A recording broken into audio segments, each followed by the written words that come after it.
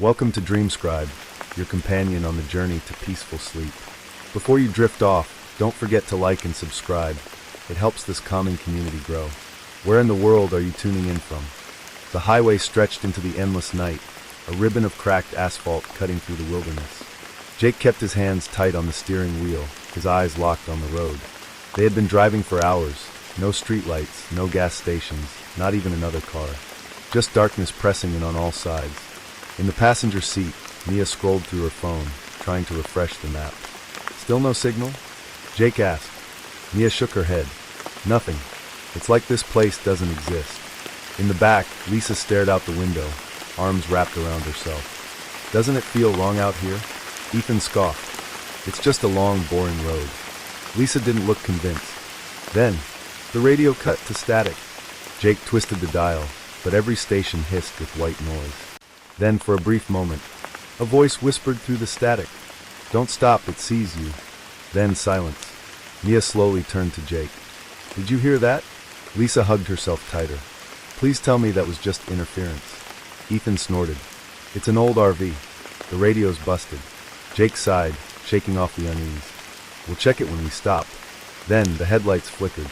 Just for a second. Then again. Lisa's breath hitched. Guys!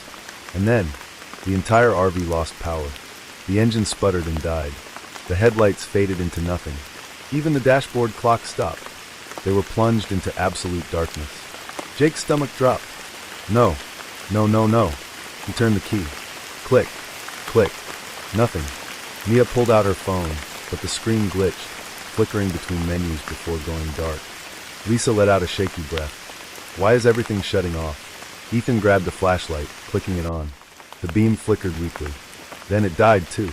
Lisa let out a small sob. Guys, something's wrong. Then, a knock on the RV's door. Soft. Deliberate. Tap. Tap. Tap.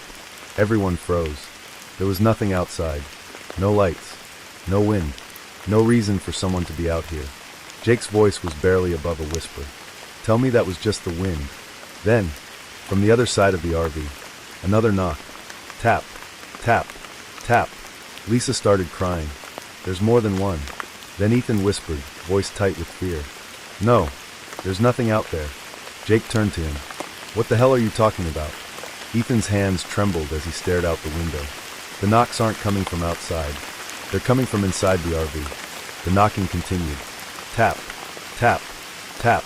Soft. Slow. Coming from inside the RV. Lisa clutched her knees to her chest, her breath shallow. That's not possible. Mia's voice was barely above a whisper. Then explain it. Jake's hands tightened on the dead steering wheel. He could feel his heartbeat in his throat. Ethan gripped his knife, eyes locked on the back of the RV. We check it. Now. Jake didn't want to. Every instinct screamed at him to stay put. But they had no choice. Slowly, he reached for his phone screen, using it as a weak source of light. He turned toward the dark hallway leading to the back. The bathroom door was slightly open. The knock came again. From inside. Mia grabbed his arm. Don't. Jake's voice was tight. We need to know. With a deep breath, he pushed the door open. The flashlight beam swept across the tiny bathroom. Empty. No one inside. Nothing out of place. Jake exhaled, running a hand through his hair. There's nothing. Then, Lisa let out a choked sob. She was staring at the mirror. Jake turned his head. His stomach dropped. The reflection was wrong. The bathroom was empty, but in the mirror, a shadow stood in the corner. Tall, still, watching. Jake's blood turned to ice. Then, the RV shook violently. The lights flashed for half a second, just long enough for Jake to see. A figure standing at the back of the RV. And then darkness again. Lisa screamed. Mia slammed the door shut. It's in here. It's in here. Jake grabbed the keys, twisting them desperately. The RV remained dead. Then the radio turned on by itself. A deep, distorted voice crackled through the speakers. Don't move. It can't see you if you don't move. Jake's breath hitched. The air inside the RV felt heavier. And then, from the back of the RV, slow, dragging footsteps. Getting closer. Slow. Deliberate. Dragging across the RV floor. Jake's fingers shook on the keys, trying again to start the engine. Nothing. Mia clutched his arm, her breathing shallow. Lisa was frozen in place, her hands pressed over her mouth to keep from screaming. Ethan tightened his grip on the knife, eyes locked on the hallway. "Where is it?" The radio crackled again. The same distorted voice whispered, "Don't move, it can't see you if you don't move." Nobody dared to breathe. Then, the footsteps stopped. A long silence. Then came the worst part. Breathing. Deep. Slow. Right behind them. Jake's body stiffened. Something was standing directly behind him. He could feel it. Cold air brushed against the back of his neck. Ethan's eyes widened. He was staring past Jake, his face pale. Jake didn't move. "Ethan?" Ethan's voice was barely a whisper. "Don't turn around." Lisa let out a small whimper. Jake's heart slammed against his ribs. He wanted to run, to scream, to move, but he didn't. None of them did. The thing just stood there, breathing, waiting. Mia's voice trembled. "Turn the lights back on." Jake whispered, "I can't. The power's still dead." Ethan's hand trembled around the knife. "Then we wait." The breathing grew closer. Then, a cold, bony hand touched Jake's shoulder. Jake jerked forward, twisting the keys frantically. The engine roared to life. The lights flashed on. For a brief second, they all saw it. A tall, emaciated shadow, its face featureless except for two hollow eyes, stretching too wide like an open void. The second the lights touched it, it screeched. The sound pierced their skulls, like static and metal grinding together. Then it was gone. Lisa collapsed into sobs. Ethan cursed under his breath, pressing his forehead against the window. Mia grabbed Jake's arm, her nails digging into his skin. "Drive." Jake didn't hesitate. He slammed the gas pedal, sending the RV barreling down the road. Behind them, the headlights flickered again, and in the rearview mirror, the shadow was still there, smiling, and waiting for the lights to go out again. The RV sped down the empty road, its headlights cutting through the endless darkness. Jake's hands were slick with sweat as he gripped the wheel. Lisa was still crying softly, curled up in the corner. Mia stared at the rearview mirror, watching the shadowy figure in the back. It wasn't moving. It just sat there, waiting. Ethan's voice was tight. "It's still here, isn't it?" Mia nodded slowly. Jake's jaw clenched. "Then we don't stop. Ever." But the RV lights flickered again, and the figure shifted slightly. It was getting closer. Mia tore a page out of her notebook, writing in frantic scribbles. "The lights keep it away. It moves when we can't see it. It wants us to be in total darkness. Asterisk, asterisk." She swallowed hard. "We need to keep the lights on. No matter what." Ethan scoffed. "And what happens when we run out of gas? Or the bulbs blow out?" Lisa whispered, "Then we die." Jake's fingers tightened around the wheel. Not an option. Then, the radio crackled again. The same distorted voice, stretched and unnatural. "Not the first, won't be the last." Lisa shook her head violently. "Turn it off. Turn it off." Jake twisted the dial. The static only grew louder. "We are all still here." Ethan's breath hitched. "We?" Mia's stomach dropped. Lisa turned to the windows. Her face went pale. "There's more than one." Outside the windows, standing along the side of the road, were dozens of them. Dark, emaciated shadows, their hollow faces staring. Lisa let out a strangled sob. Jake pressed harder on the gas, but the figures didn't move. They just stood there, watching. Then, the RV lights flickered again. For a split second, the figures were closer. Mia's voice shook. "If the lights go out, we're dead," Ethan finished. Jake's hands shook on the wheel. "Then we better find a way to keep them on." But Lisa just kept staring at the figures, because one of them looked exactly like her, and it was smiling. Lisa's breath caught in her throat. One of the figures outside, standing among the dozens of shadowed shapes, had her face. Pale, hollow-eyed, smiling. It tilted its head, mirroring her exact movement. Lisa's stomach twisted. "No, that's not me." But the reflection mouthed her words at the same time. Mia grabbed her arm. "Lisa, don't look at it." Lisa couldn't move. She felt like something was pulling her toward the window. And then, the RV lights flickered, and for a split second, the figure was inside, standing right next to her. Lisa screamed. The lights flashed back on, and the thing was gone. But her own reflection in the window didn't disappear. It just stared at her, still smiling. Jake gritted his teeth. The gas gauge was dropping fast. Mia checked her watch. How much longer until sunrise? Ethan pulled out his phone, but the screen was black. His voice was tight. "There is no sunrise." Lisa gasped for air, shaking her head violently. No, no, that's not true. Jake's voice was hoarse. If we don't find a way out before the lights go out for good, Mia finished for him. We become part of it. Ethan's eyes flickered to Lisa. I think she already is. Lisa's reflection was still smiling, even though she wasn't. The radio crackled again, a voice layered and distorted, like multiple people speaking at once. Only one of you has to stay. The temperature in the RV dropped. Lisa hugged herself. No, no, please. Jake gritted his teeth. We're not leaving anyone behind. The voice laughed. You already did. Mia's blood ran cold. What does that mean? Lisa's reflection moved on its own. It lifted one hand and pointed at the door. The lights flickered again. Jake shouted, "Hold on." The lights went out completely, and everything went black. No headlights, no dashboard glow, not even the faint shimmer of the moon outside. Just pure, suffocating blackness. And then the breathing. Deep, slow, right next to them. Lisa let out a strangled sob. It's here. It's in here with us. Jake's fingers trembled on the wheel. Nobody moved. Mia held her breath. Ethan's grip tightened on his knife. Then, the radio crackled to life, and the voice whispered, "You left her behind." The air grew heavy. Lisa's voice shook. No, I'm right here." Mia turned toward her, but her stomach dropped. Lisa's seat was empty. Mia's breath caught in her throat. Lisa? Lisa was still sitting there, but only in the mirror.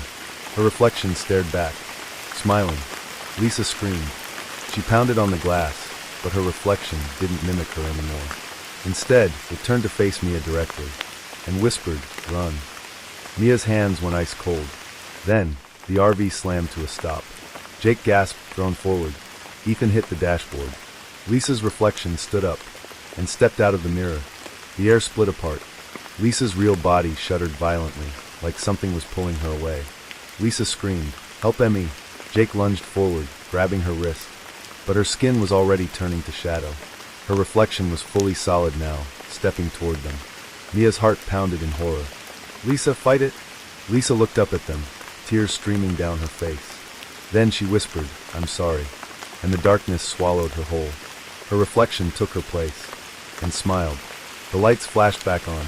The RV's engine roared to life. Mia gasped, looking at the seat next to her. Lisa was still there, but deep down Mia knew. It wasn't her. Jake's breath came in ragged gasps. Drive. Now. He didn't need to be told twice. The RV sped away, leaving the darkness behind. The road ahead stretched toward sunrise. The nightmare was over. Except, Lisa turned to Mia, and whispered in a voice that wasn't quite hers, "You should have left me behind." Mia's blood ran ice cold, and in the rearview mirror, Lisa's real reflection was still there, screaming silently, "Trapped forever." Story number 2. The highway stretched endlessly into the night, an empty two-lane road surrounded by nothing but vast, open desert. Jake kept one hand on the steering wheel, the other adjusting the radio dial, trying to find a station. Nothing but static. Mia sat in the passenger seat, scrolling through the GPS on her phone. Signal's gone. Again. Lisa, curled up in the back, shivered. "This road feels wrong." Ethan let out a dry laugh. "It's a road, Lisa. It doesn't have feelings." But even Jake felt it, an eerie stillness, like the world had paused around them. Then, the rearview mirror flickered. Just for a second, but long enough for Jake to see something was off. The road behind them looked darker than it should have, like it was swallowing the light. Jake's fingers tightened on the wheel. He glanced at the mirror again. The RV's reflection looked the same. Lisa resting in the back, Mia looking at her phone, Ethan half asleep against the window. And then he saw it, a faint movement in the mirror. But nobody had moved. His chest tightened. Did anyone just shift in their seat? Mia frowned. "No, why?"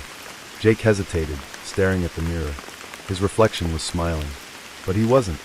Jake's stomach twisted. He wasn't smiling. But his reflection was. A slow, unnatural grin, stretched too wide. He snapped his eyes away from the mirror, gripping the wheel tighter. Mia noticed his tension. "Jake, what's wrong?" He hesitated. "Nothing. Just tired." But he couldn't shake the feeling that something in the mirror was watching him, and waiting. Lisa yawned, shifting in her seat. "How much longer, till we stop for the night?" Mia checked her dead phone screen. No signal. No way to tell. Jake glanced at the mirror again, and his heart skipped a beat. Lisa was still sleeping in the reflection. even though she was awake in the real RV. Jake's breath caught. He watched as Mirror Lisa stayed curled up, unmoving, like she was trapped in time. Then she twitched. Her head snapped up violently. Her reflection's eyes were wide with terror, and she was screaming, but there was no sound. Jake slammed the brakes. The RV screeched to a stop. Lisa jerked forward. "What the hell, Jake?" Jake couldn't answer, because in the mirror, Lisa was gone. Jake's heart pounded. Lisa's reflection was gone. Not asleep, not frozen, just missing. But Lisa was right there, sitting in the back, staring at him like he'd lost his mind. "Jake," Mia's voice was tense. "Why the hell did you stop?" Jake didn't answer. He couldn't. Instead, his eyes locked onto the rearview mirror again. Something moved. His chest tightened. Lisa was back, but not how she had been before. In the mirror, Lisa was hunched over, shaking violently, her mouth stretched into a silent scream. Then, something grabbed her. A pair of blackened hands emerged from the darkness, yanking her backward into the shadows. Lisa's reflection vanished. Jake's blood ran ice cold. But the real Lisa? She was still sitting there, watching him. And then, her voice dropped to a whisper. "What did you see?" Jake's hands shook. This wasn't his imagination. The mirror was showing something else. Another RV. Another version of them. And in that version, Lisa was already gone. Mia frowned, leaning toward him. "Jake? What's wrong?" Jake finally tore his eyes away from the mirror. His voice came out hoarse. "We need to keep moving." He didn't know why, but he felt it. If they stopped too long, the mirror version would catch up. And then, they'd be next. Jake pressed the gas. The RV lurched forward, speeding down the road. Ethan rubbed his eyes. "Okay, seriously, what's going on? First you slammed the brakes, now you're flooring it?" Jake didn't answer, because something was wrong again. The air inside the RV felt heavy. Lisa hugged herself. "Why does it feel colder?" Mia's breath hitched. "Jake." He risked one more glance at the mirror, and his stomach dropped. There was someone else in the back of the reflection now. A tall, shadowed figure, sitting silently, watching them. Then, it smiled. Jake's breath caught in his throat. The shadowed figure in the mirror sat in the back of the alternate RV, its hollow face stretching into a grin. Watching, waiting. But when Jake turned around to check the real RV, there was no one there. Just Lisa, Ethan, and Mia. Mia's voice was tight with fear. "Jake, what do you see?" Jake's grip tightened on the wheel. "There's something in the mirror." Ethan leaned forward, eyes narrowing. "What do you mean something?" Jake didn't want to say it. Didn't want to look again. But he had to. His gaze flickered back to the rearview mirror. The shadowed figure was closer now. It had moved to the middle of the RV, sitting between Ethan and Lisa's reflections. And the worst part, neither of them seemed to notice. Then the lights flickered. Mia gasped. "Jake, don't stop. Whatever you do, don't stop." Jake slammed his foot on the gas. But the RV wouldn't accelerate. It was slowing down on its own. And the mirror version of him? He was grinning and letting go of the wheel. Lisa hugged herself, whispering, "I don't like this, I don't like this." Ethan cursed under his breath. "We need to break that damn mirror." Mia shook her head violently. "No, what if it makes things worse?" Jake's hands were shaking as he fought for control of the wheel. The mirror version of the RV kept changing. Elisa was gone again. Ethan was slumped over, unmoving. Mia was clawing at the window, screaming. Then, Jake saw his own reflection turn toward him. It lifted a hand and waved. Then, in a voice that wasn't his, the reflection whispered, "Almost time." The lights flickered again, and for half a second, the real RV turned into the alternate one. The windows cracked. Lisa was gone. Mia was screaming, and something was inside with them. Then, the lights came back. The RV was normal again. Lisa, Ethan, and Mia were still there, but the shadow in the mirror was standing now, and it was moving toward them. Jake gripped the wheel tighter, his breath coming in ragged gasps. The shadow in the mirror was no longer sitting. It was moving down the aisle of the alternate RV. Slow, deliberate, and none of their reflections reacted. Lisa, Ethan, and Mia's mirror version sat frozen, as if they had no idea what was coming for them. Lisa's voice shook. "What's happening?" Jake didn't answer, because in the mirror, his reflection was smiling again. And this time, it wasn't waving. It was reaching for the wheel. Mia suddenly gasped. "The road, look." Jake's eyes flickered to the windshield. The highway ahead was wrong. The faded yellow lines twisted and warped, stretching in impossible ways. The sky looked too dark, like ink spilling across a blank canvas. The road signs had changed. The one ahead read, "Merge complete." Jake's stomach dropped. What the hell does that mean? Then, Lisa let out a sharp scream. "Ethan's gone." Jake's blood turned ice cold. He twisted in his seat, and she was right. Ethan's seat was empty. But in the mirror, he was still there, and the shadow had its hand on his shoulder. Mia covered her mouth. "It's taking us." Then, the radio crackled, and a voice whispered, distorted and layered, like 100 versions of themselves speaking at once. One by one, Jake's hands shook. Mia grabbed his arm. "We have to break the mirror." Lisa shook her head frantically. "No. What if that's what it wants? What if breaking it lets it in completely?" Jake had no idea who was right. But Ethan was already gone, and the shadow was getting closer. Then, from the back of the RV, a sound, a slow, dragging footstep. In the real RV, Lisa whimpered, "Tell me that was one of you." No one answered, because they all knew. It wasn't. The rearview mirror flickered violently. Jake's reflection turned to him, grinning wider than ever. "Switch." Lisa screamed as the lights died. For one terrible second, the world went black. Then, the lights flashed back on. Jake gasped, his chest heaving. Everything was normal. Lisa sat wide-eyed in her seat. Mia was breathing heavily, clutching her notebook. Ethan! Ethan was back, sitting in his seat like nothing had happened. But he wasn't speaking, and in the rearview mirror, Jake saw himself driving. But the real him? His hands weren't on the wheel anymore. His reflection had taken his place, and it was still smiling. Jake's chest tightened. His hands weren't on the wheel, but in the rearview mirror, his reflection was still driving. Perfectly, calmly, smiling.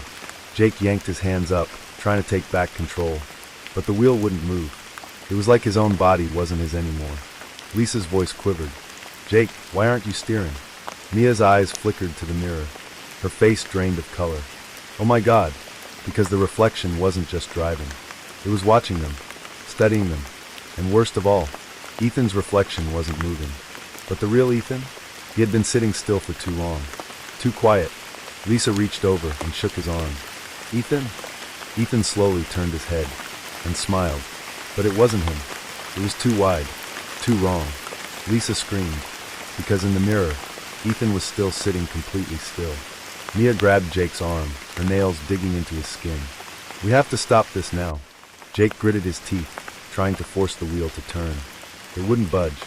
The mirror's version of him kept driving, perfectly calm. The reflection spoke, lips curling into a grin. Almost complete. Lisa clawed at the mirror, screaming, "How do we stop it?" Mia's breath hitched. "The reflection is taking our places, one by one." Lisa turned to Ethan. "Is that even him anymore?" Ethan's head twitched slightly. Then he laughed. Not his laugh. A distorted, echoing version. Then, the lights flickered again, and in the mirror, Lisa's reflection was gone. Lisa's eyes went wide. No, I'm still here." Mia grabbed her hand. "Stay with me. Don't look at it." The radio crackled again, the voices layering, twisting. Last trade. The mirror shattered. Glass exploded through the RV. Jake screamed as his vision blurred. The world flipped. And then, silence. Jake gasped awake. The RV was parked on the side of the road. Morning light streamed through the windshield. Mia stirred next to him, blinking groggily. Lisa rubbed her face, confused. What happened? Jake turned toward the rearview mirror. It was whole again, perfectly normal. And in the reflection, Ethan was gone, but his voice still whispered from the radio. Almost made it. Jake's blood ran ice cold. Because outside, standing on the side of the road, watching them, was Ethan, smiling and waving, just like the reflection had. Story number 3. The RV cruised down the open highway, its tires humming against the asphalt. The sun hung low in the sky, casting long shadows across the cracked pavement. Surrounding them, the landscape was an endless stretch of barren desert, a place untouched by time. Ryan adjusted his grip on the steering wheel. GPS says we should hit a rest stop in about 20 minutes. If there even is one, Jess muttered from the passenger seat, flipping through the map. We haven't passed another car in hours. No gas stations, no signs, nothing. Mark grinned from the back seat. That's the thrill of the open road, baby. Just us, the RV, and the endless horizon. Olivia frowned, peering out the window. It's too empty, though. Shouldn't there be something out here? A sign, a bird, anything? Noah, the most logical of them, checked his watch. Maybe we're just in one of those stretches of road where civilization disappears for miles. But something felt off. The road ahead stretched endlessly, a straight line cutting through the desert. Yet, as Ryan glanced in the rearview mirror, his chest tightened. The road behind them looked exactly the same. Another 30 minutes passed. The sun hadn't moved. Jess checked her phone. I've got no signal, and my clock is stuck at 4:57. What?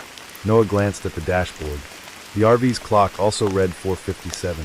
That's weird, Ryan muttered. He tapped at the screen, but it wouldn't change. As if time had stopped. A few minutes later, Olivia gasped. Look, that sign. The others turned just in time to see a battered old road sign, tilted at an awkward angle. The paint had peeled away, making the words unreadable. I swear we passed that exact same sign 20 minutes ago, Olivia whispered. No way, Mark scoffed. You probably just saw a similar one. Then 10 minutes later, they passed it again. Jess's face paled. Okay, what the hell? No matter how far they drive, they keep passing the same landmarks. The clocks have stopped. The sun isn't setting. Something is wrong with the road, but turning back might be even worse. Noah tried to think logically. Let's test something. I'll drop something out the window, and we'll check if we pass it again. He grabbed a half-empty water bottle, twisted the cap tightly, and tossed it onto the road. They kept driving. 5 minutes. 10 minutes. 20. Then, there it is. Olivia gasped, pointing ahead. The same water bottle sat in the middle of the road. Ryan slammed the brakes, the RV lurching to a stop. Dust billowed around them as they all stared ahead, their breaths shallow. That's not possible, Jess whispered. It should be behind us. Mark's hands were shaking. We're in some kind of loop. The RV rolled on, its engine the only sound in the otherwise silent world. The vast desert around them stretched into infinity, its golden dunes blending seamlessly into the horizon. There were no buildings, no signs of civilization, just the same cracked asphalt and pale blue sky that had been above them for hours. Ryan clenched the steering wheel, his knuckles whitening. This isn't right. We should have reached something by now. Jess pressed her face to the glass, scanning the landscape. There's nothing out here, not even a single tree or a mile marker. Noah frowned.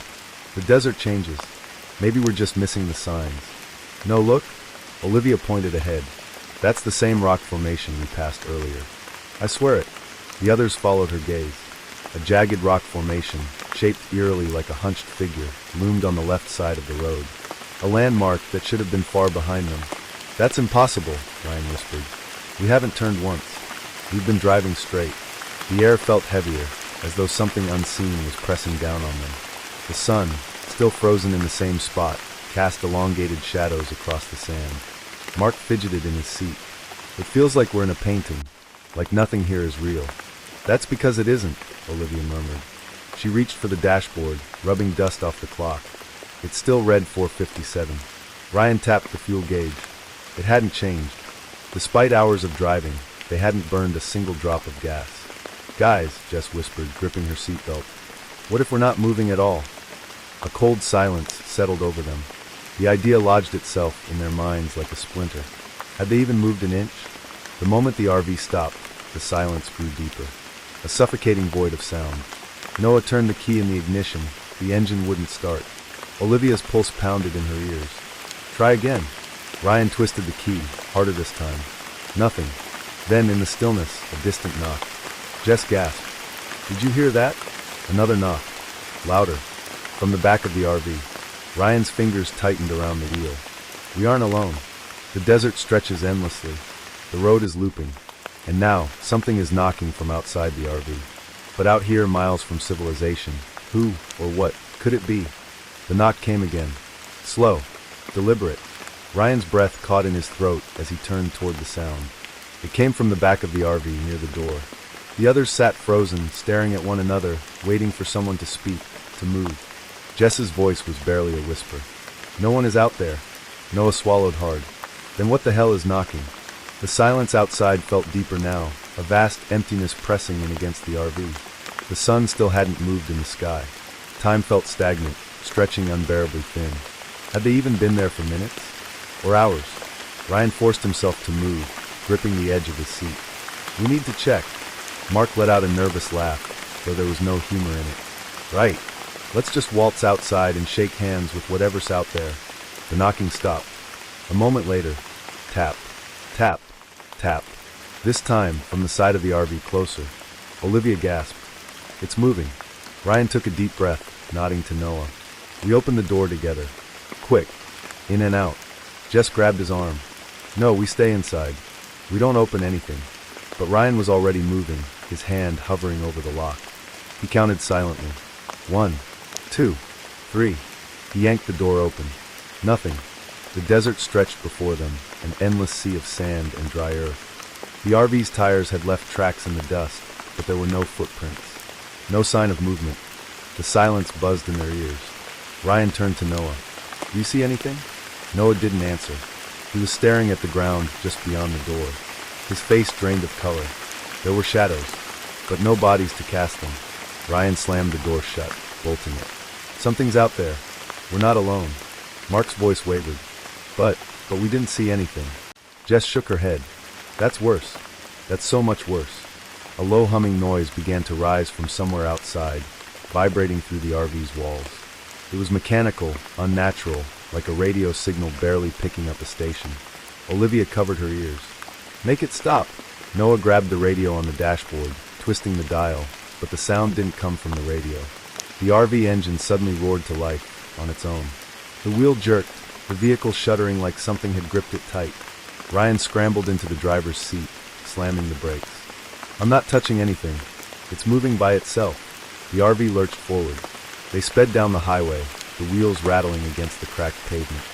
Ryan fought the wheel, but the RV refused to slow, as if something unseen was driving them deeper into the void. The water bottle they had thrown out earlier appeared in the road ahead. Again, it's looping us, Olivia cried. We can't escape. Then the sky darkened. The sun, frozen in place for hours, suddenly disappeared behind swirling black clouds. The desert around them twisted, the rock formations shifting, as if the landscape itself was unraveling. Mark gripped the seat. We need to stop.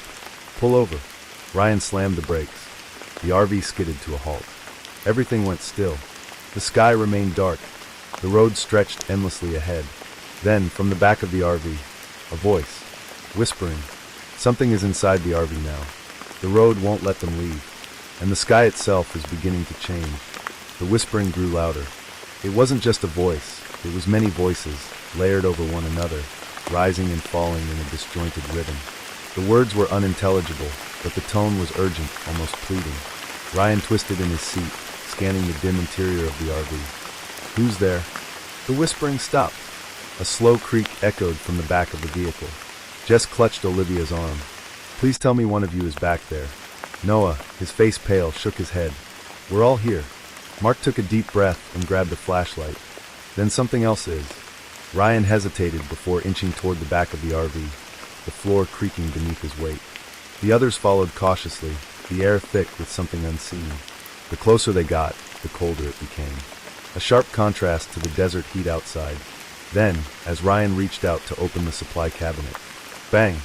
The entire RV shook violently, as if something had crashed into it. The windows rattled, the walls groaned, and the whispering returned, faster, more frantic. Mark stumbled backward. Screw this. We need to get out of here. Ryan threw open the cabinet. Inside, there was nothing, except for a dusty, weathered journal. Noah grabbed the book and flipped through its pages. The handwriting was erratic, filled with crossed-out words, desperate scrawls, and ink stains that looked disturbingly like dried blood. Jess read over his shoulder. Who wrote this? Noah found the first entry. I don't know how long I've been here. The road never changes. The horizon never moves. I should be dead by now, but something is keeping me here. Watching me. Trapping me. A chill ran through Olivia. It's someone else who is stuck here. Just like us. Ryan turned the page. The next entry was Messier. The knocking won't stop. I saw it today myself. A version of me, but wrong. If you're reading this, it's already too late. Noah's voice wavered. This guy, whoever he was, he saw himself out here? Mark gritted his teeth. We need to leave. Now. A sharp thud came from outside the RV. Ryan turned slowly. Through the window, just beyond the reach of the headlights, a figure stood in the road. It was him, or something that looked exactly like him. Jess clapped a hand over her mouth. What the hell is that? The figure took a step forward, then another. As it came closer, the light from the RV illuminated its face. It was Ryan, but his skin was pale, his eyes black voids, his mouth twisted into an unnatural grin. The whispering rose to a deafening level. Then Olivia gasped. "There's more of them." Outside, the figures multiplied. One for each of them. Silent, unmoving, staring. Noah gripped the journal. "This is it. This is what happens. They replace you." Jess shook her head violently. No, we're not letting that happen." Ryan's doppelganger tilted its head, as if studying them. Then it smiled, and the knocking returned. This time, it came from inside the RV. They have discovered the horrifying truth. They are being replaced. The figures outside are waiting, watching, and the real threat may already be inside. The RV shook violently as the whispering turned into a deafening chorus, 1,000 overlapping voices chanting in a language none of them understood. The air inside the vehicle grew thick, pressing against their lungs like an invisible weight. Ryan backed toward the driver's seat, eyes locked on his doppelganger outside. The figure tilted its head, mirroring his every move. The other duplicates stood motionless behind it, their black, soulless eyes never blinking. Noah gripped the journal, his voice shaking. "The writer, he said they replace you. If we don't get out of here now, we won't be ourselves anymore." Jess slammed her hand against the dashboard. "Then we run them over." Mark stared out the window, his breath coming in shallow gasps. "There's too many of them. And what if they don't move? What if we just drive and we never stop?" A sudden bang against the back of the RV made them all jump. Olivia spun toward the rear of the vehicle. The knocking. It's inside now. Before anyone could react, the back door flew open. The lights inside flickered wildly, casting erratic shadows as something lunged inside. It looked like Ryan, but its mouth stretched too wide, its limbs bent at unnatural angles. It scrambled forward on all fours, moving too fast, too long. Its void-like eyes locked onto Ryan, and it grinned.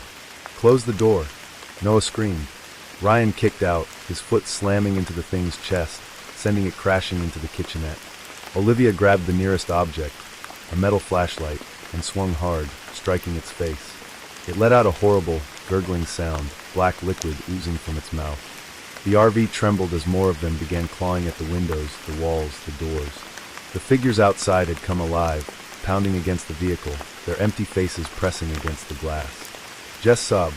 "They're trying to get in." Ryan shoved the creature away and jumped into the driver's seat. He turned the key. Nothing. Come on, he hissed, slamming his fist against the steering wheel. The whispering turned into a scream, rattling the entire vehicle. Olivia grabbed the journal and flipped to the final page, her voice frantic. "The writer, he said something about breaking the cycle. We have to do something different." "Different how?" Mark shouted, gripping the side of the table as the RV tilted violently, almost flipping onto its side. Olivia scanned the pages, eyes wild. "He said he burned it. He burned the RV. That was his only way out." Ryan's head snapped toward her. "Are you insane? Do you have a better idea?" she yelled back. Another bang, the windshield cracked, fractured spider webbing across the glass. The Ryan thing in the back let out a strangled, inhuman laugh as it began to rise again. "Screw it." Noah grabbed the emergency gas canister from the storage compartment, tossing it onto the floor. "We either die here, or we take the road with us." Ryan hesitated, just a second. Then he grabbed the emergency flare from the dashboard. "Everyone out!" Ryan bellowed. Jess kicked open the side door, and they spilled into the road, their feet kicking up dust as they ran. Ryan hesitated at the door, watching as the thing wearing his face staggered toward him, its blackened mouth gaping in a silent scream. The other doppelgangers were climbing onto the RV now, pulling at the windows, reaching. With a final, decisive breath, Ryan threw the flare inside. The fire caught instantly, the flames devouring the interior like it had been waiting for ignition all along. The RV glowed bright against the dark horizon, black smoke curling into the unmoving sky. The creatures screamed, not in pain but in rage. The ground rumbled beneath them. The road, the endless, never-changing road, began to crack apart. The sky above seemed to tear open, the frozen sun flickering, glitching like a corrupted image. Noah grabbed Jess's arm, dragging her backward. "It's breaking. The loop is breaking." The creatures writhed, their bodies flickering like failing transmissions. One by one, they collapsed into the dust, dissolving as the fire consumed the RV. Ryan turned, gasping for breath, as the road beneath them collapsed into darkness. Then, Everything went black. The RV is gone. The creatures have vanished. But where are they now? The road was the only thing tying them to reality, and now reality itself has fractured. Ryan took a step forward. That's impossible. We burned it. We saw it collapse into nothing. Noah hesitated. What if it's not really ours? Mark scoffed. Then whose is it? We were the only ones on that road. Jess grabbed Ryan's arm. We can't go near it. What if it's like the doppelgangers? What if it's waiting for us to get inside? Ryan clenched his jaw. We need to check.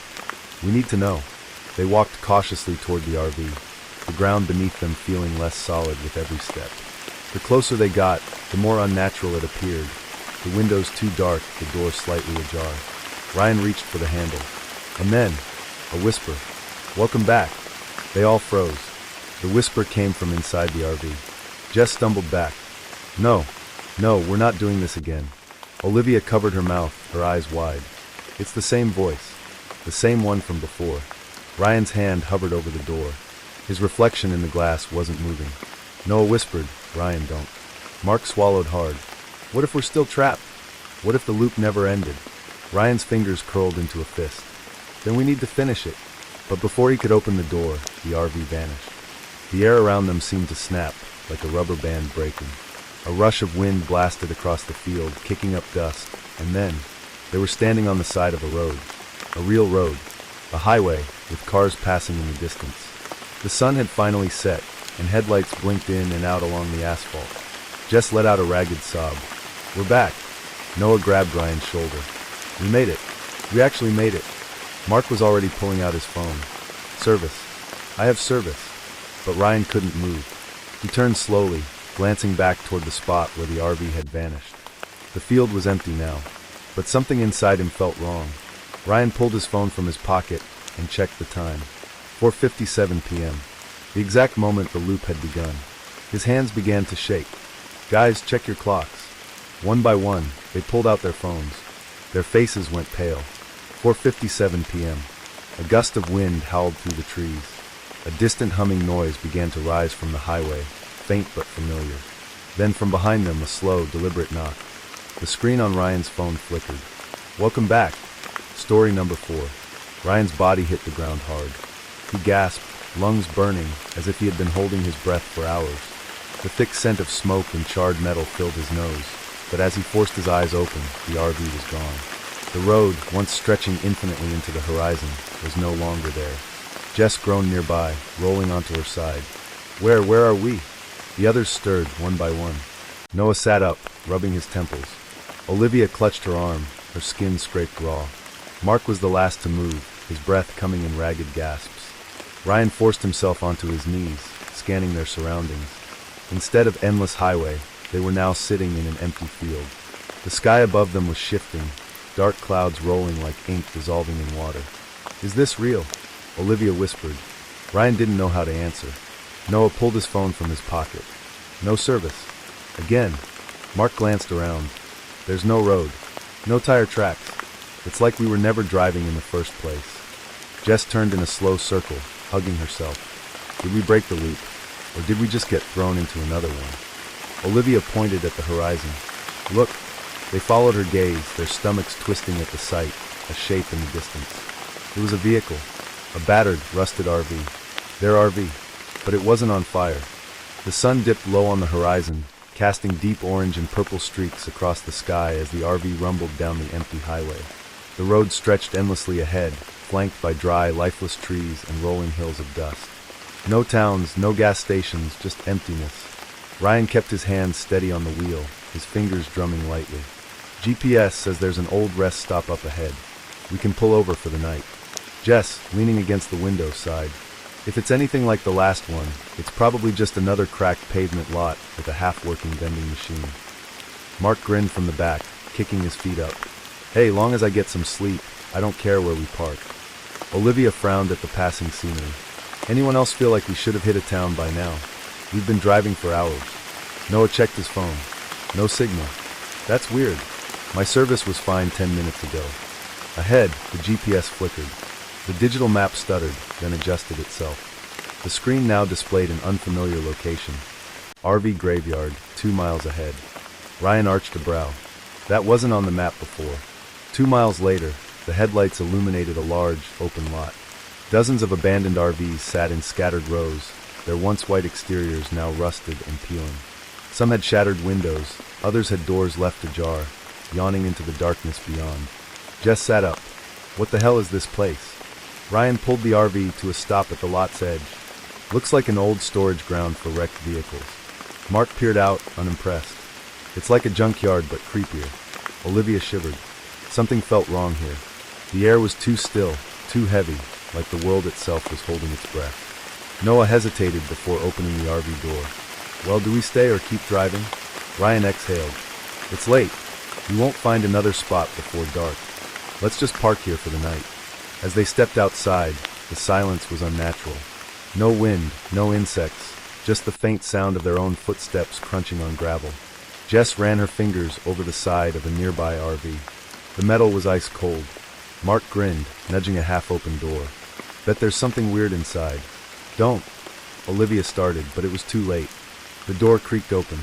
Inside, everything was perfectly preserved. A dinner table neatly set. A pair of sunglasses left on the counter, as if the owners had just stepped out and never returned. Jess swallowed. Guys, there's still food on the plates. Behind them, Noah glanced at their own RV. The headlights reflected something in the distance. A figure, standing between two abandoned vehicles. Watching. The lot is filled with abandoned RVs, but who left them behind? The eerie silence, the perfectly preserved interiors, and the watching figure hint at something far worse than an old parking lot. The air was thick with the scent of rust and old decay. The lot stretched farther than it should have, rows upon rows of abandoned RVs, fading into the encroaching darkness. Their headlights barely penetrated the gloom, casting long, warped shadows that made the lot feel endless. Ryan shut off the engine, and the silence rushed in like an unseen force, wrapping around them. No wind, no insects, no distant hum of civilization. Just nothing. Jess hugged her arms. I hate this. It's like a graveyard. Mark chuckled. That's the point, right? It's just a junkyard for old campers. Creepy, sure, but not haunted. Olivia, still staring out at the motionless RVs, whispered, Then why does it feel like it is? As they stepped out, their boots crunched on loose gravel. The sound was too loud, like the space around them was swallowing everything else. Noah tried to shake off the unease. Let's check around, make sure we're alone. Ryan nodded. Stick together. The five of them moved deeper into the lot, their flashlight beams bouncing off dull metal. Most of the RVs had their doors slightly open, like they had been left in a hurry. Why would people just leave their campers like this? Jess muttered, brushing dust from a peeling nameplate on one of the RVs. Barlow family. Olivia peered inside one of the dark interiors. The furniture was perfectly arranged, beds neatly made, a cup still sitting on the table, filled but covered in dust. This doesn't make sense, she whispered. It's like they vanished in the middle of their lives. Mark had wandered toward a particularly large RV with deep claw-like scratches on the side. Okay, this one definitely has a story. Noah ran a hand over the marks. Looks like something dragged across it. Could have been an animal. Jess glanced around nervously. What kind of animal scratches up a camper but doesn't leave footprints? Ryan turned back toward their own RV, checking the area around them. His stomach dropped. The road was gone. Guys, his voice was tight, careful. Did we pass a gate when we came in? Noah frowned. No. Why? Ryan exhaled sharply. Because there's no exit. They turned, scanning the darkness. The road they had driven in on had vanished, swallowed by the ever-expanding lot. The RV graveyard was bigger now, or they were deeper inside it than they thought. A sudden gust of wind whistled through the empty spaces, rattling loose metal panels. It was the first sound that wasn't coming from them. Then came another, a faint rustling from inside one of the abandoned RVs. Jess grabbed Ryan's sleeve. Someone's in there. Mark shined his flashlight toward the sound, illuminating an open doorway. The RV's interior was dark, but something shifted in the shadows. Then, a single handprint appeared on the fogged window. Noah took a step back. We need to leave. Now. Ryan gritted his teeth. Leave where? Because when they turned around, their own RV wasn't where they left it. The RV graveyard is growing, swallowing them inside. Their vehicle is gone. The shadows are moving. And now, the abandoned campers aren't as empty as they seemed. The air grew heavier, thick with an unnatural silence that wrapped around them like an unseen force. Each breath felt shallow, every sound unnervingly sharp against the backdrop of stillness. Ryan wiped the sweat from his brow, trying to steady his breathing. Okay, don't panic. We need to think. Our RV was right there. We couldn't have lost it. Jess clutched her arms, her fingers digging into her skin. Then where the hell is it? RVs don't just disappear. Noah turned in slow circles, scanning the rows of decaying vehicles. The lot looked different. The RVs had shifted, their positions no longer the same as when they had first arrived. Some were now closer, while others had moved into unfamiliar arrangements. Guys, Olivia whispered, I don't think we're alone. Mark shined his flashlight toward the farthest row of campers. For a second, nothing. Just rusted metal and broken windows. Then movement. A shadow shifted between two RVs, barely visible in the flickering light. Just took a step back. Nope. I'm not doing this. Ryan raised a hand, signaling for silence. It could just be an animal. A coyote, maybe. A coyote that stands on two legs? Olivia shot back. The shadow moved again. Closer this time. The faint clack of something dragging against metal echoed through the lot. Ryan's voice dropped to a whisper. Stay together. No one wanders off. Noah pulled out his phone, hoping for service, but the screen glitched, static buzzing across it before shutting off completely. Jess pointed at the RV nearest to them. Look at that! They turned toward an old Winnebago, its surface covered in deep scratches, fresh ones. Not the kind left by time or rust, but something deliberate, something clawed. Mark swallowed hard. Were those there before? A sudden gust of wind slammed a nearby RV door shut. The noise cracked through the silence, making Olivia yelp. Noah reached for the handle, testing the door. It swung open easily, revealing a fully furnished interior. Unlike the others, it looked untouched. The beds were neatly made, the kitchen area spotless. But on the small table in the center, a notebook, its pages yellowed and crumbling. Ryan hesitated before picking it up. The first entry was scrawled in shaky handwriting. If you're reading this, it's too late.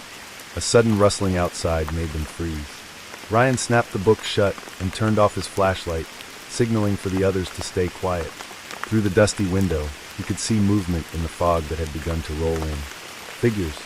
At first, they seemed to be nothing more than shadows, but as the mist parted, human shapes emerged, dozens of them, standing between the RVs, motionless. Watching. Oh my God, Olivia breathed. They're everywhere. One of the figures twitched, its head snapping unnaturally to the side. Then, a sharp knock at the door. Mark grabbed the door handle, keeping it shut. We can't stay in here. We need to get to our RV. Ryan swallowed hard. It's gone, remember? Noah checked the notebook again, flipping desperately through the pages. The last entry says, don't let them in. Don't speak to them. If you see yourself, run. Jess looked toward the window, her face pale. What does that mean? If you see yourself? Outside, one of the figures stepped forward. The headlights from a distant RV flickered on, illuminating its face. It was Jess. The RV graveyard is shifting. Figures are emerging. And now, they are seeing themselves among the shadows. The air inside the RV was thick with dread as the group stared at the impossible sight outside. Jess's exact double stood among the motionless figures in the fog, its face blank, its posture unnaturally stiff. That's not me, Jess whispered, her voice barely audible. It can't be. Ryan tightened his grip on the notebook. The journal warned us. It said if you see yourself, run. Noah flipped through the brittle pages with shaking fingers. It also says, they're not ghosts. They're not alive. They're us. Versions of us. Taken by this place. Mark took a step back. What the hell does that mean? Outside, the figures started moving. Hashtag, the figures close in. A low hum vibrated through the air, growing louder, pressing against their skulls. The RV creaked and groaned, as if something unseen was pressing in from all sides. They're getting closer. Olivia gasped, backing toward the far end of the vehicle. Ryan yanked the curtain aside and froze. Outside the window, his own face stared back at him. A perfect replica of himself, standing just inches away from the glass, grinning. Ryan's breath hitched. We need to get out of here. Now. Hashtag, the journal's final warning. Noah clutched the journal. There has to be a way to break this. Whoever wrote this, what did they do? How did they get out? He skimmed ahead frantically, his voice rising. They watch. They wait. They take. The moment you let them near, they consume. The RVs, they aren't abandoned. They are prisons, traps. Everyone who stops here becomes part of it. Jess swallowed. Then why aren't they attacking? Why are they just watching? Ryan read further. His face went pale. Because they need us to let them in. They can't take us unless we. His words trailed off as realization hit. Mark's voice trembled. Unless we invite them? A knock at the door made them all jump. 3 slow, deliberate knocks. Then a voice. Jess's voice. Let me in. It's cold out here. Breaking the illusion. Jess's knees buckled. No, that's not me. That's not. Ryan grabbed her shoulders. Don't listen to it. It's trying to trick you. Noah's fingers flew over the pages of the journal. There's one last entry. To escape, you have to reject them. Deny their existence. Do not acknowledge them. Do not look at them. Do not let them in. They are not real. Jess covered her ears. It sounds just like me. The knock came again. Harder. Please. It's cold. Let me in. The doorknob twisted. Hashtag the final choice. We have to go. Now. Ryan yanked open the emergency exit, motioning for the others. Outside, the graveyard had changed again. The RVs were shifting, closing in, their windows dark and endless. The figures stood in a perfect line, blocking the path to their RV, each one a reflection of them. Don't look at them, Noah shouted. If they don't exist to us, they can't take us. One by one, they ran, forcing themselves not to look, not to acknowledge the copies standing in eerie stillness. The humming grew deafening. The air warped, as if reality itself was folding inward. They reached their RV. This time it was there. Ryan fumbled for the keys. Get in! Get in! Jess, sobbing, leapt into the passenger seat. Noah slammed the door shut behind them. Ryan turned the key. Nothing. Then, a whisper inside the RV. You shouldn't have run. Hashtag hooked for next section. They've learned the truth. The RVs aren't abandoned, they are prisons. The figures are reflections, waiting to take their place. Asterisk, but if they escape, why is something still inside with them? The whisper inside the RV sent a cold wave of terror through them. You shouldn't have run. Ryan's hands trembled as he tried the ignition again. The key clicked, but the engine refused to turn over. The air inside felt suffocating, like something unseen was watching them from every darkened corner. Jess clutched Ryan's arm. It's inside. Noah twisted in his seat, eyes darting across the cabin. We didn't let them in. We didn't acknowledge them. Mark's breath came fast. Then why do I feel like we're not alone? A sharp knock rattled the RV from outside. Then another. The sound multiplied, surrounding them. Hundreds of hands.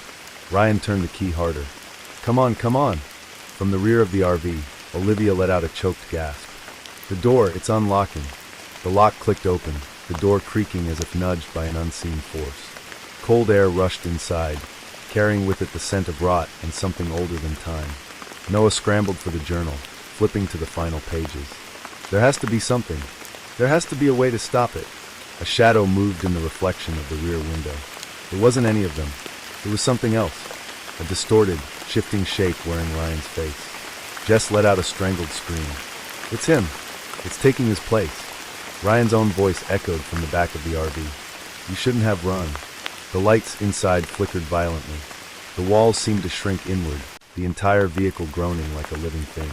The windows, now mirrors, reflected the wrong versions of themselves. Mark grabbed Olivia's wrist. We have to get out. Now. Noah read from the journal, his voice shaking. If it enters, you must cast it out. Burn it. Destroy its hold. The RV is part of the trap. Break the anchor. Jess's eyes widened. The RV. It's the anchor. It's why we can't leave. Ryan reached under the seat and grabbed the emergency flare. Then we burn it down. The thing inside screeched, an inhuman sound that made their bones rattle. The walls began to pulse, the metal writhing as if alive. Ryan struck the flare. The red light flared against the darkness, casting horrific shadows across the cabin. Out! Now! Mark kicked the emergency exit open, and one by one, they leapt from the RV just as Ryan threw the flare into the center of the vehicle. The fire caught instantly. The walls shuddered, groaning like a dying beast. The figures outside let out a collective, ear-piercing wail as the flames spread. The RV's reflection twisted, distorting as if reality itself was breaking. The shadows convulsed, shrinking away from the fire, their inhuman shapes flickering in and out of existence. And then, the RV collapsed inward, folding into itself as though it had never been real. The figures vanished, their wails cut short as the fire devoured them. For the first time, the night felt normal. The air was crisp. The sky, no longer shifting, was filled with stars. Ryan dropped to his knees, his breath ragged. Did we do it? Olivia clutched her chest. The road. It's back. Noah checked his phone. Service bars. Time moving forward. Mark let out a hysterical laugh. We're free. Jess wiped away tears. Let's go before anything changes. They didn't look back. They didn't need to. As they walked, the lot behind them faded, the RV graveyard swallowed by the night. They burned the anchor. They escaped. But did they truly leave? As they walk away, something lingers in the distance, watching. Noah kept glancing at his reflection in the side mirror of his phone. It didn't look quite right. Ryan frowned. What is it? Noah hesitated. I don't know. I just feel off. Like something's watching. Jess pulled out the journal, its pages charred at the edges but still intact. She flipped to the last entry, the one they hadn't had time to read before escaping. Even if you burn it, even if you run, the road does not forget. It takes something with it, a piece of you. And sometimes, the rest of the page was ripped away. Mark's face went pale. Sometimes what? A gust of wind blew through the highway, and in the distance, a single RV sat parked at the roadside. Not theirs, but identical. Olivia's fingers dug into Ryan's arm. We're seeing things. That's not real. No, Ryan whispered. It's real. And it's waiting. The headlights of the RV flickered on. A familiar shape moved in the driver's seat. Noah's phone screen glitched, then went black. The wind carried a whisper. You shouldn't have run. The road stretched ahead of them, endless, empty. The RV behind them stood like a mirror image of what they had left behind. Ryan took a step back. We're leaving. Now. No one argued. They turned away from the waiting vehicle, forcing themselves to move forward. Not looking back. Jess whispered, but what if it follows? No one answered, because they already knew the truth. Somewhere, in some twisted fragment of reality, they had never left. Story No. 5. They didn't stop running until the glow of the burning RV was no longer visible behind them. Their lungs burned, their legs ached, but none of them dared to slow down until they reached the edge of the highway. Ryan doubled over, bracing his hands on his knees. Tell me we're really out. Noah checked his phone, watching the service bars flicker back to life. We're back in range. It's real. Jess turned, staring at the empty lot behind them. Where there had once been endless rows of abandoned RVs, there was now nothing. Just an open stretch of land, untouched, as if the graveyard had never existed. Mark let out a breathless laugh. It's gone. All of it. Olivia shook her head. Or it just moved. The night air felt too still, unnaturally quiet. Ryan wiped sweat from his forehead, heart hammering against his ribs. Does anyone else feel like we shouldn't be here anymore? Jess murmured. They all did. The weight of the graveyard's presence had lifted, but something else lingered. A question sat heavy in the silence. Did they actually escape? The highway stretched endlessly ahead, its dark asphalt shimmering under the cold glow of the RV's headlights. The world outside was a vast, empty void.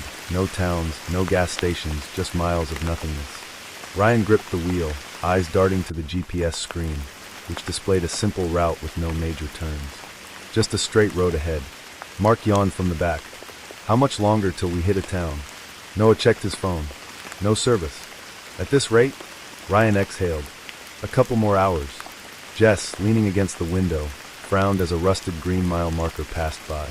The faded numbers barely legible. Mile marker 147. Olivia tapped Ryan's shoulder. Didn't we pass that already? Ryan shrugged. They probably just didn't take the old one down. Mark chuckled. Or we're in a time loop. Done, done, done. Nobody laughed. 15 minutes passed. The road remained unchanged, just an endless ribbon of asphalt, lined by a thick wall of trees. No billboards. No side roads. Nothing. Jess shifted uncomfortably. It's weird, right? Shouldn't we have passed a sign for gas or something by now? Ryan tightened his grip on the wheel. Yeah, it's weird. Then, in the glow of their headlights, they saw it. Another mile marker 147. Noah leaned forward. That can't be right. Mark whistled. Okay, now it's freaky. It's probably just a mistake, Ryan muttered, though his voice lacked conviction. Jess exhaled, rubbing her arms. Okay, fine. Let's prove it. We'll mark the next one. Another 15 minutes passed, their eyes glued to the roadside. The moment the next mile marker came into view, Jess grabbed a Sharpie from the glove compartment and reached out of the window, drawing a bold black X across the rusted metal. They kept driving. 15 minutes later, it reappeared. The same mile marker, the same rust, and no X. Silence swallowed the RV. Jess pulled her hand back inside, staring at the marker as they passed. Okay, someone tell me I'm imagining that. Noah whispered, we're driving in a straight line. That should be impossible. Olivia's voice trembled. What if we're not moving forward at all? The radio crackled. A low whisper rose from the static. Ryan reached for the dial to turn it off, but then it spoke. Stop, before it's too late. They've passed the same mile marker multiple times. Their mark disappeared, and now the radio is warning them. But who, asterisk asterisk or what, asterisk asterisk is speaking to them? The RV's headlights cut through the darkness, illuminating nothing but the endless stretch of road ahead. The air inside felt heavier, as if the vehicle itself were sinking into some unseen force, dragging them deeper into the unknown. Jess stared at the windshield, her arms crossed tightly over her chest. I hate this. Noah checked his phone again. Still no signal. This makes no sense. Even in dead zones, we should at least get something. Olivia's fingers tapped anxiously against her knee. Maybe it's just an old highway. Maybe we took a wrong turn. Ryan's hands clenched around the wheel. We've been driving straight the whole time. There were no turns. A deep unease settled over them. The mile markers weren't the only thing repeating. The road itself looked the same, as if they hadn't moved an inch. Mark leaned closer to the window. Is it just me, or do the trees look closer? They all turned toward the forest lining the road. The trees had moved. What had been a good distance from the asphalt was now uncomfortably near. Their twisted branches reached out like skeletal hands, the tips brushing against the flickering glow of the headlights. Nope. Nope. Nope. Jess pulled her feet onto the seat, hugging her knees. That's not normal. Noah's voice was tight.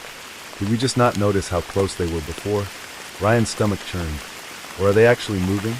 The moment he said it, the radio crackled again. The voice, low, distant, cut through the static. Keep driving. Don't stop. Mark swallowed hard, eyes locked onto the side mirror. Guys, someone's standing on the side of the road. Every muscle in Ryan's body tensed. What? There. Mark pointed to the passenger side window. They all turned. For a split second, they saw it. A tall, featureless figure stood at the edge of the trees, barely illuminated by the glow of the passing headlights. Unmoving. Watching. Then it was gone. Jess grabbed Ryan's arm. What the hell was that? Olivia's breathing quickened. We need to turn around. We need to get out of here. Noah clenched his fists. There is no turning around. We've been looping this road all night. Ryan's voice was barely above a whisper. Then we don't stop. The tension in the RV was suffocating, but they pressed on, the hum of the tires on asphalt the only thing grounding them. 15 minutes later, another mile marker loomed ahead. Mile marker 147. But something was different this time. A dark smear stretched across the sign, as though something had dragged its fingers through the rusted surface. Jess turned pale. That wasn't there before. Ryan's foot pressed down on the accelerator. Faster. They had to get away. The trees leaned in even closer. And from the radio, a new whisper. It sees you. The trees are closing in. A figure is watching.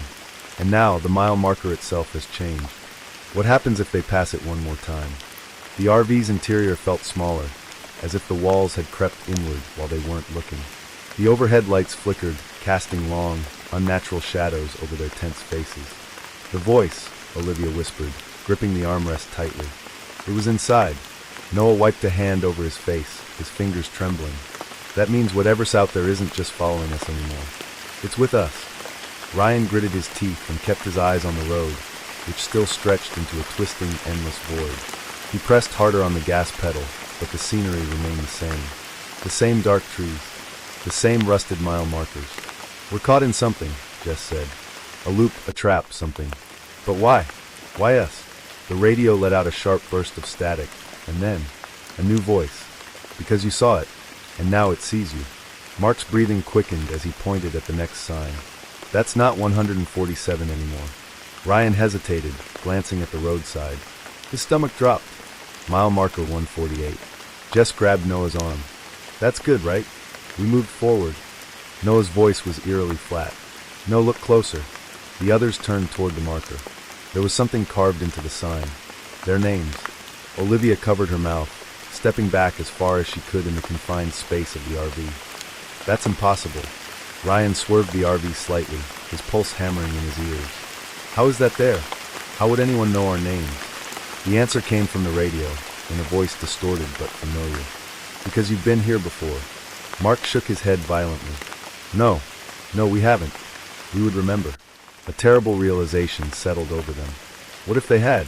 What if every time they reached this point, they forgot? What if the ones who didn't make it became part of the road?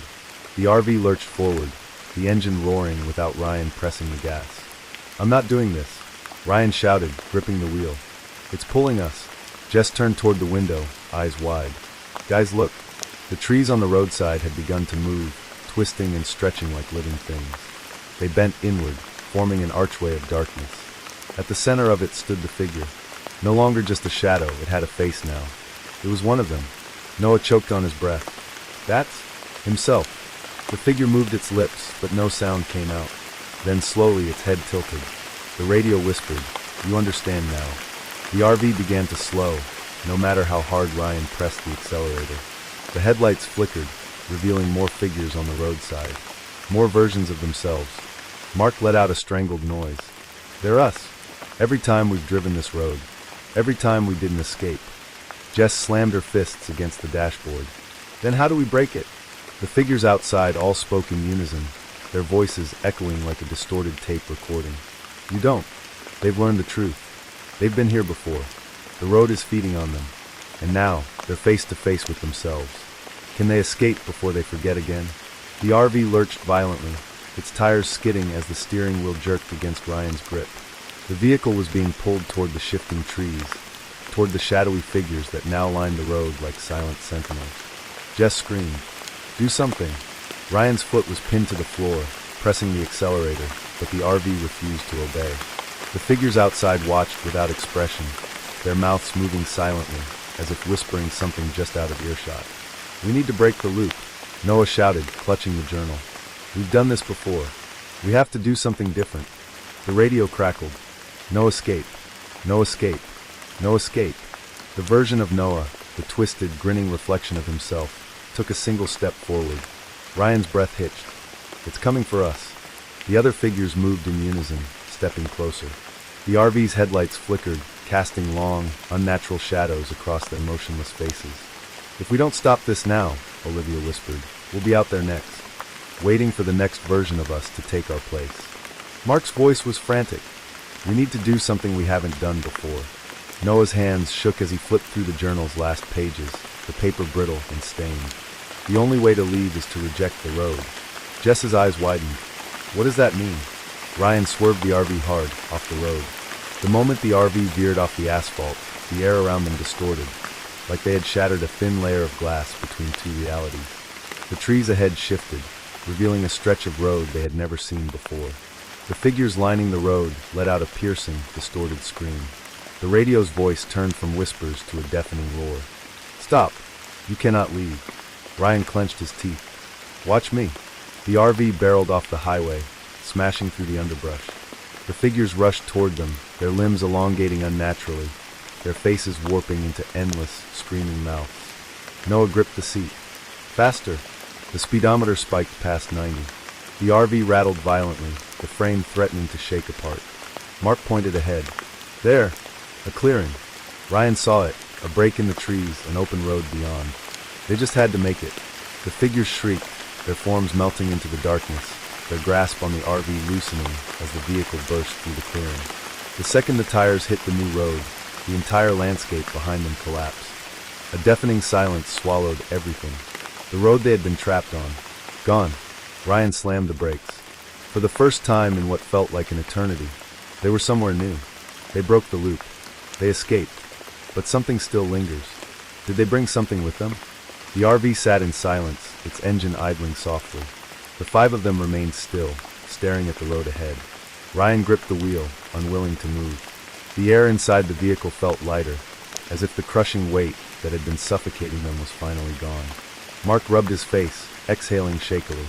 Tell me this isn't another trick. Noah opened his phone. Service bars. The time had changed. The GPS actually showed their location now. Jess turned to the back window. It's gone. They all looked. The endless road. The mile markers. The figures. All of it had vanished. Olivia hugged herself. It's over, right? We made it? Ryan flexed his hands over the wheel. We're not turning back to check. Jess gave a weak laugh. Good call. The RV rolled forward, pulling onto a normal stretch of highway, complete with mile markers that progressed correctly. Mile marker 148. Mile marker 149. Mile marker 150. For the first time in what felt like days, the numbers kept going up. Mark let out a relieved breath. We did it. We really did it. As they drove, the world around them felt too quiet. The sky was still dark, but the stars overhead seemed long. Jess glanced at the side mirror. Her stomach twisted. Guys, her voice was barely above a whisper. Do we have a tail light out? Ryan frowned. No. Why? Because I see something behind us. They all turned. At first, it was just darkness. An empty road stretching behind them. Then, a mile marker. Not just any marker. Mile marker 147. Noah's hands clenched into fists. No, that's impossible. We left it behind. Jess's breathing quickened. Then why is it there? Ryan gritted his teeth and pressed the gas harder. The RV sped up, the marker vanishing into the distance. But when they checked the mirror again, it was still there. Closer. The radio crackled softly. A whisper. You shouldn't have run. The headlights flickered. The GPS froze. Olivia's voice was barely audible. We never really left, did we? Silence. Then, the RV passed mile marker 147. Again. Let me know if you'd like refinements, or if you're ready for the next terrifying tale. Story No. 6. The road stretched endlessly ahead, bathed in the dying glow of twilight. Ryan adjusted his grip on the steering wheel, his knuckles pale. It had been hours since they had seen another car. Just miles and miles of empty highway, cutting through a landscape of dark trees and forgotten exits. Mark, sprawled across the small couch near the back of the RV, let out an exaggerated groan. This has got to be the most boring road trip ever. No gas stations, no roadside diners. Not even a creepy hitchhiker. Just nothing. Jess scoffed. Be careful what you wish for. Olivia sat by the window, her forehead pressed against the glass. There should be more cars, right? I mean, this isn't some abandoned road. Noah, the self-proclaimed navigator, frowned at his phone. No signal. Something's off, he muttered. We should have hit a town by now. The GPS isn't even tracking us. Jess rolled her eyes. Maybe we just took the wrong road? Ryan exhaled, stealing a glance at the gas gauge. Half a tank. Enough to get them through the night. If they ever found a place to stop. Then, in the distance, headlights appeared. At first, it was just a few distant beams, barely flickering through the deepening dark. Then more headlights blinked into view, dozens of them. Finally, Mark said, sitting up. Other people. I was starting to think we were the last humans on Earth. Ryan slowed the RV slightly as the convoy of vehicles came into focus. They were moving together in a long, orderly line, stretching far ahead into the horizon. The cars, old sedans, trucks, and even another RV were eerily uniform in their movements. Why are they all driving so close? Olivia asked, squinting. That's kind of weird. Ryan's fingers tightened on the wheel. Yeah, convoys happen, but usually with trucks or military. Not random cars. Jess leaned forward. Try flashing the lights. Maybe they'll respond. Ryan flicked the high beams on and off. Nothing. Okay, that's creepy, Noah muttered. Not even a brake light flicker. Ryan matched their speed, falling in behind one of the vehicles. It was an old station wagon, the kind that had long since vanished from modern roads. Its taillights glowed too steadily, unwavering even when the road dipped or turned. Can you see the driver? Olivia asked, shifting closer to the windshield. Ryan peered ahead, his gut twisting. The rearview mirror of the car was empty. I don't see anyone. What? Jess leaned in, her breath fogging up the glass. That's not possible. Someone has to be driving it. Ryan checked the side mirrors, glancing at the other cars in the convoy. No drivers. No passengers. Just dark silhouettes inside the vehicles, motionless shapes barely visible through the tinted windows. Mark let out a nervous laugh. Okay, that's new. The RV's engine rumbled uneasily, as if responding to the unnatural stillness outside. The convoy continued its slow, silent march forward.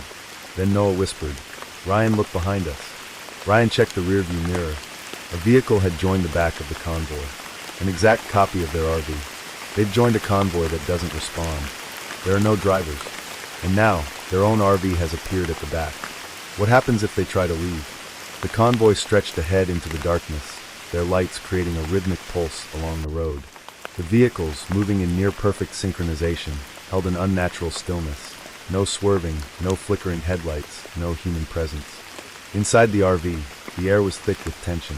Ryan's hands were locked on the wheel, his grip stiff. This isn't normal. Cars don't just drive like this. Jess kept her eyes on the station wagon in front of them. What if they're just on autopilot? Like one of those experimental AI convoys? Then why are there no drivers? Olivia countered, her voice barely above a whisper. Not one person. Mark was unusually quiet, chewing his lip. Okay, fine.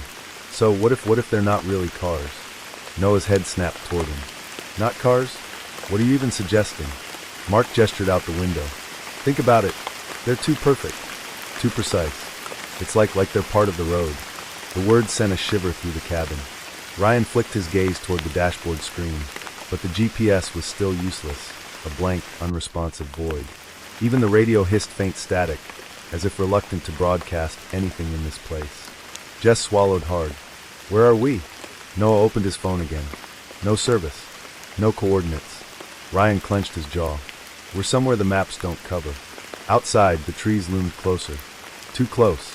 The narrow highway, once surrounded by open plains, now twisted through thick, towering forests. Wait, this doesn't make sense, Olivia said, pressing a hand to the glass. I swear there weren't trees a few miles back. Mark muttered, maybe we just didn't notice? But they had.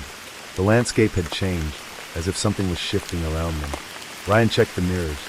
The duplicate RV was still there, following perfectly. Jess's breath hitched. It's getting closer. Noah turned, heart pounding. She was right. The copy of their RV had inched forward, its dark windows gleaming under the headlights. It was impossible to see inside. Olivia's fingers dug into the seat. It's mimicking us.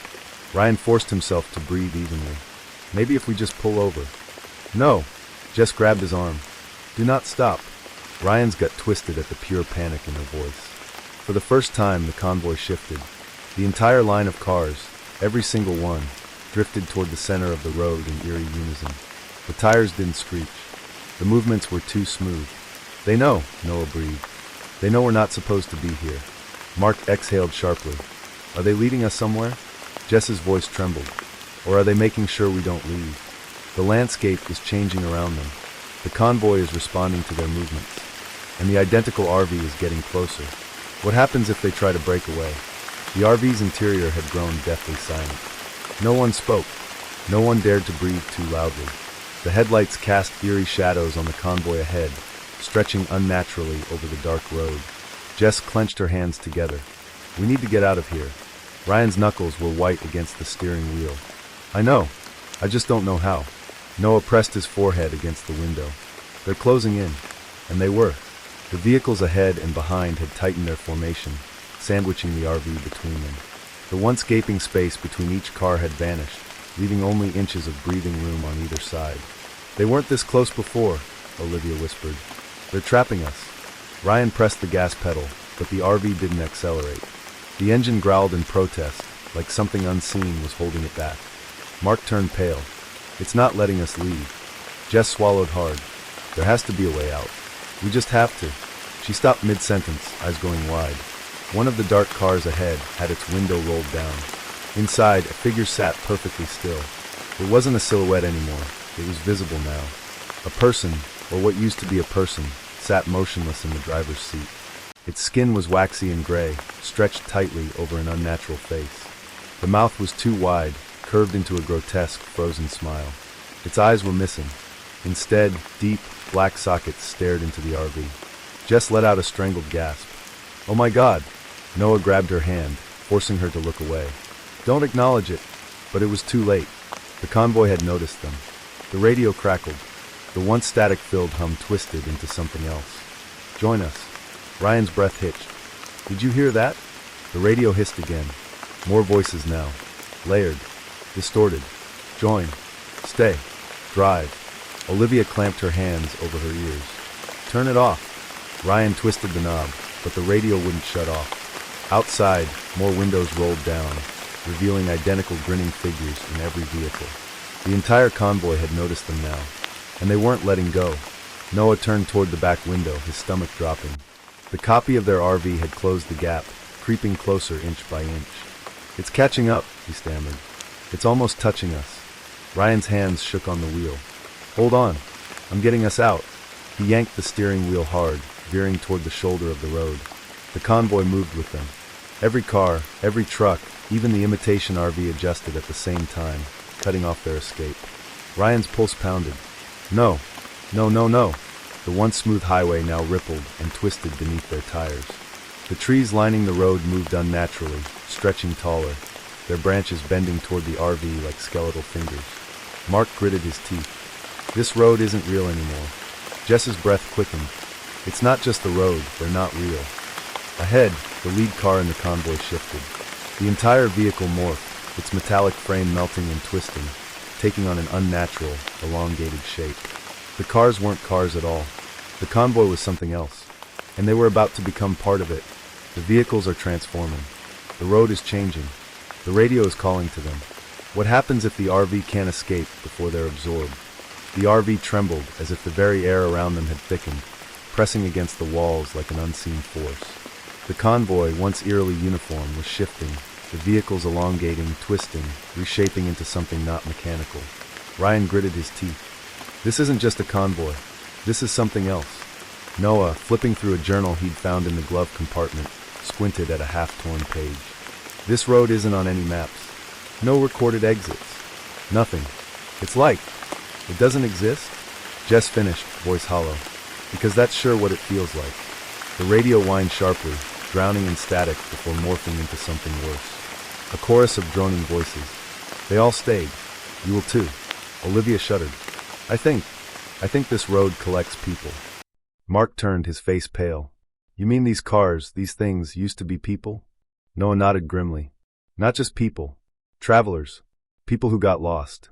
People who thought they could leave. Jess's voice broke. Then what happens if we stay? Ryan checked the mirror. The duplicate RV was nearly bumper to bumper with them now. Its dark windows bulged as if something inside was pressing against them.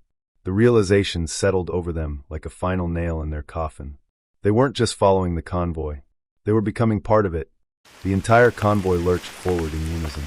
The vehicles expanded, stretching like shadows in flickering candlelight, their forms melding into the road itself. The road was consuming them.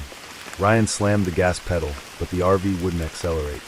The tires sank slightly into the asphalt, as if the ground had turned to sludge beneath them. Jess gripped his arm. It's pulling us in. Noah scanned the journal. We have to break away. The only way to escape is to. The radio exploded into deafening static. No escape. Join. Drive. Become. Ryan's pulse pounded in his ears. Hold on. He yanked the wheel left, sending the RV skidding onto the shoulder. The tires shrieked in protest, but the pull of the road was relentless. Mark screamed. It's not letting go. Jess dug through the overhead compartments. There has to be something, anything. Noah's eyes darted across the journal. Fire. It says fire breaks the tether. Ryan didn't hesitate. He reached into the emergency kit and grabbed a flare. With trembling fingers, he lit it, the crimson flame flickering wildly. The moment the fire erupted, the entire convoy shrieked. The noise wasn't mechanical. It wasn't human. It was something else. The moment the flare's light touched the road, the vehicles jerked violently. The cars buckled and warped, their surfaces melting like wax. Ryan threw the flare out the window. The second it hit the asphalt, the road itself cracked open. A massive tear split through the highway, a dark void swallowing the convoy one vehicle at a time. The figures inside the cars screamed in unison, their distorted grins finally breaking as they plunged into the abyss. The duplicate RV, it reached out for them, its windows shattered, revealing twisted, elongated arms grasping at the air, trying to pull them in. Ryan hit the gas one last time. And this time, the RV shot forward. They've broken away from the convoy. The road is collapsing behind them. But what happens when they finally stop? Are they truly free? The RV hurtled forward, free from the convoy at last. The road behind them had vanished, swallowed by the darkness, the screaming figures and shifting vehicles lost to the abyss. For the first time in what felt like hours, maybe days, there was silence. Ryan's hands trembled on the wheel, his breath shallow. The others sat in stunned quiet, the adrenaline still coursing through their veins. Did we actually escape? Jess finally whispered. No one answered. No one knew. The trees lining the road looked different now. Less twisted, less wrong. The air felt lighter, as if some unseen weight had been lifted. The radio, once filled with distorted voices, now emitted only static. The GPS, which had been frozen for hours, suddenly flickered back to life, showing a real location. Olivia exhaled, the tension in her shoulders easing. We did it. We're out. Noah checked his phone. Service had returned. A real town appeared on the map just miles ahead. But Ryan didn't ease up on the gas. Not yet. Mark, still gripping the armrest, turned to check the back window. His face drained of color. Guys! Jess turned, her heart hammering. At first, there was nothing but open road. But then, a single pair of headlights appeared in the distance. The same steady rhythmic movement. The same silent pursuit. Noah's breath hitched. No, that's not possible. But it was. It was them. Another RV, identical to theirs. Its headlights glowing far too bright in the rearview mirror. And then, the radio crackled. You never really left. The words chilled them to the bone. The RV lurched slightly, as if something unseen had grabbed hold. The headlights behind them didn't fade. Ryan's grip tightened. Do we keep driving? Olivia's voice was barely above a whisper. What if we stop? What if we were supposed to stop all along? Mark shook his head violently. No way. That's exactly what they want. The radio crackled again. Turn around. Jess swallowed. It's giving us a choice. The headlights behind them flickered, just once. Noah clenched his fists. So, do we keep running? Or do we face it? The town was close now. A few more miles and they'd be safe. But Ryan hesitated. The radio buzzed one final time. Decide. And then, the headlights behind them disappeared. Gone. Like they had never been there at all. But the fear remained. Had they truly escaped? Or had they simply become part of something bigger? Something waiting for its moment to reclaim them? No one spoke as the town lights finally came into view. Because deep down, none of them truly believed they were free.